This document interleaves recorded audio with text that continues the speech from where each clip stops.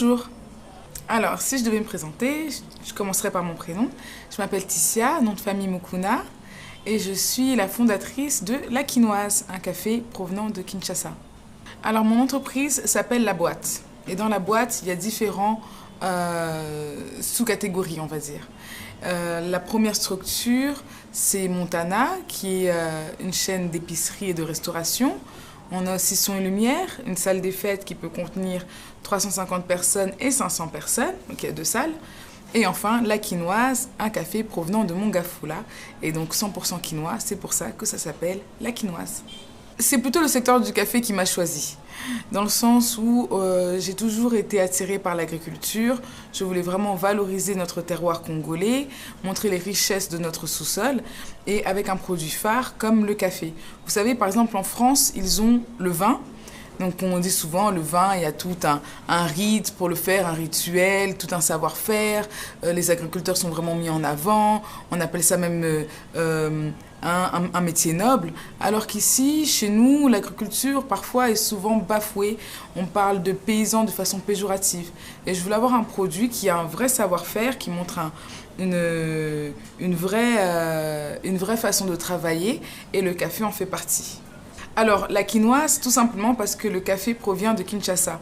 La plantation est Mongafula et c'est plutôt rare d'avoir du café à Kinshasa. La plupart du temps, c'est les plantations et c'est du café qui viennent de l'est du pays.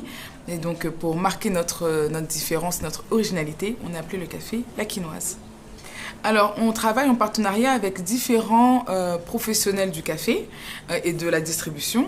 Donc, la plantation, comme je l'ai dit, à Mongafula. Nos équipes se chargent de récolter et ensuite nous emmenons le café à l'Office national du café à Kingabwa.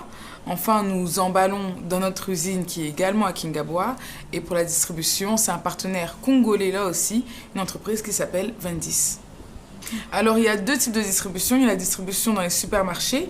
Donc là, comme je le disais, en partenariat avec Vendis. Et il y a une distribution directe, donc par exemple pour les restaurants ou encore les hôtels. Écoutez, déjà, il n'y a pas beaucoup de cafés 100% congolais. Les marques de café congolaises que l'on connaît, parfois n'appartiennent pas à des Congolais, pour en citer aucune.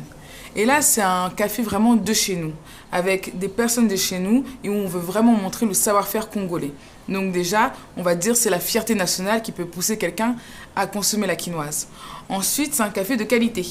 Et enfin, notre café est original parce qu'il pousse ici à Kinshasa. Encore une fois, j'insiste vraiment sur la rareté du projet. L'Arabica, si vous voulez avoir quelques chiffres, c'est 20% de la production de café dans toute la RDC.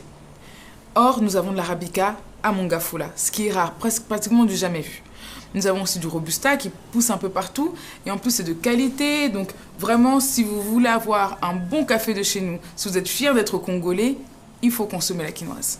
Non, alors l'idée, bien entendu, c'est qu'on dépasse un peu les frontières de la capitale. Demain, on aimerait bien aller à Lubumbashi, à Kolwezi, dans d'autres villes et dans d'autres régions. Et même, pourquoi pas, dans d'autres pays d'Afrique. L'idée, c'est que vous trouvez quelqu'un à Yaoundé qui vous dise « Ah là là, la quinoise, c'est bon ». Ou encore quelqu'un en Argentine ou quelqu'un en Allemagne. Donc on a vraiment des grandes ambitions pour ce café. On est dans un packaging où on a un café à filtrer, donc il faut une machine à café ou encore un filtre à café.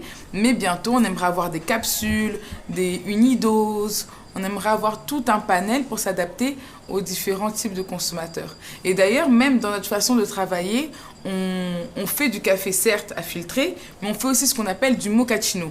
Donc c'est un café mélangé avec du chocolat, c'est plus doux, c'est plus savoureux. Et là, ça peut vraiment convenir à tout le monde. C'est instantané, c'est vraiment délicieux, je le recommande.